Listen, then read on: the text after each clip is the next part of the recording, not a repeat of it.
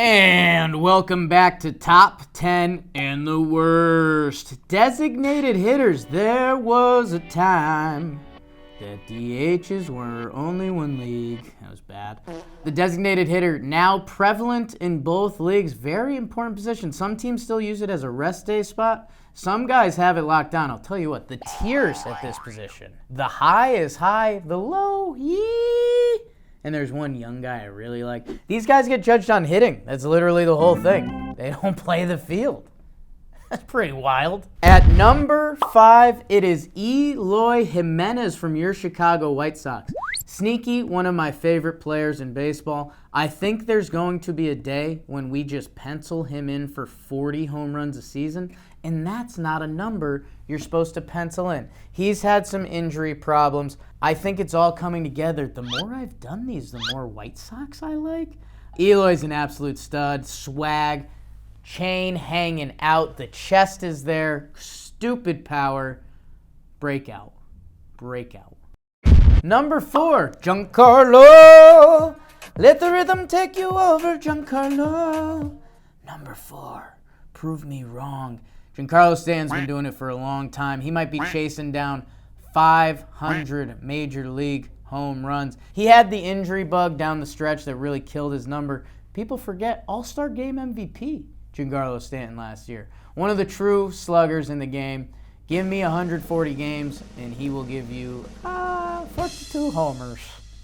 Hey, number 10 on this list. Let's get nasty. Let's get Chuck Nasty. Charlie Blackmon. Go look at the Baseball Reference. All he did for about a decade was hit. And now he's doing it in that DH spot for the Rockies. He had 16 homers last year. Sure, a 733 OPS. And what was a down year for OPS? Yeah, I'm about it. Chuck Nasty can hit. I wonder if he'll ever go to another team. I feel like he could get kind of one of those Matt Carpenter resurgence parties. Sign me up. Sorry, Rocks. Number 10, Trey Mancini. Wow, he's a Cub now. Trey Mancini hit for the Orioles for about 5 seasons. He got traded over to Houston. It didn't go that great, and it was kind of like, hey, Trey, what? He's a guy that all of us are always rooting for, and I think he could make me look bad with that slot. So go do it, Trey. And you know what? I just gave out number 10, so he's number 9. How about it? Number 1. Let me see Yordan Alvarez of your Houston Astros. Remember when he won the World Series?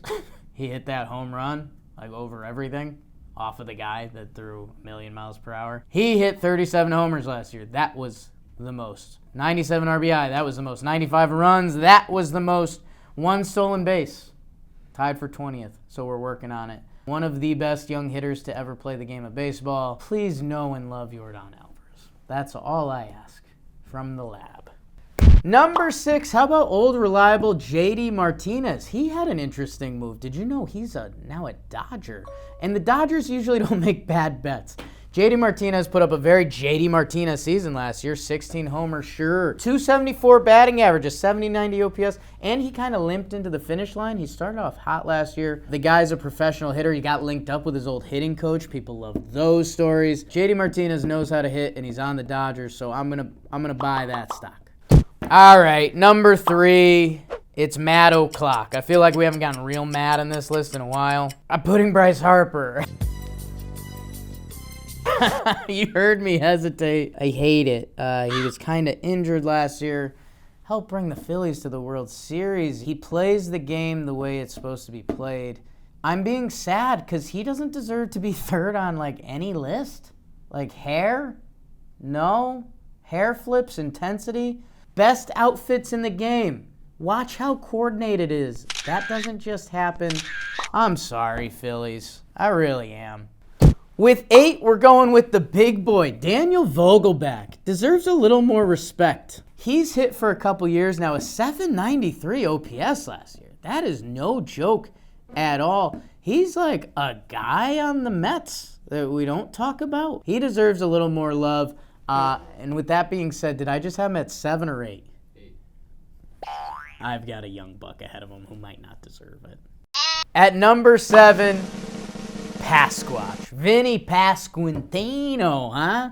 And you're saying, Jake, you're biased because you're Italian. Jake, you're biased because you met him. I tell you, you might be right. But know where you're not right? Vinnie Pasquantino, in a small sample size last year, more walks than strikeouts. For a young hitter, do you know how impressive that is? And the other stats go with it. I think this dude has a chance to be special. I think this dude has a chance to be higher on this list next year. And he was really nice to me. Number 2 is a two-way player, Brandon McKay. No, it's Shohei Ohtani. Shohei Ohtani, you're probably not familiar. Let me catch you up. I don't know, man. 34 homers, 95 RBI, 90 runs. Those are all second to Yordan, who I just told you is one of the best young hitters ever. Tell your buddies, this guy pitches too. The fact that you have to debate him or Bryce Harper as a hitter, what does that tell you? I might be wrong, but you can't be wrong with Shohei. That's the whole point. The guy's a freak of nature. Nice hair too. Hot. Date my daughter. And for the worst DH, David Robertson, 1 plate appearance in 2022, and he struck out.